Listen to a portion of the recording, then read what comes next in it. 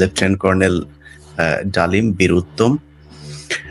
তিনি আমাদের সাথে উপস্থিত আছেন। আমি আমাদের এই জাতির সূর্য সন্তান, যিনি আপনারা 2024 সালের স্বাধীনতা দেখেছেন।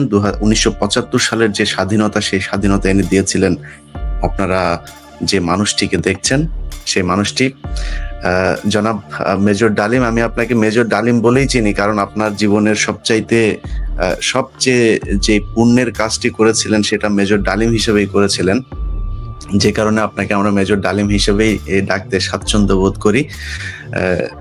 আপনি জাতিকে অ্যাড্রেস করতে পারেন। ধন্যবাদ ইলিয়াস। অনেক বছর পর দেশবাসীকে আমার তরফ থেকে, বিশেষ করে নতুন প্রজন্মের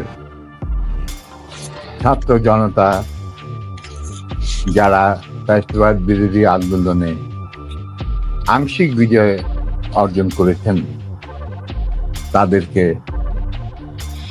আমি অভিনন্দন জানাই, সাথে লাল সালাম জানাই।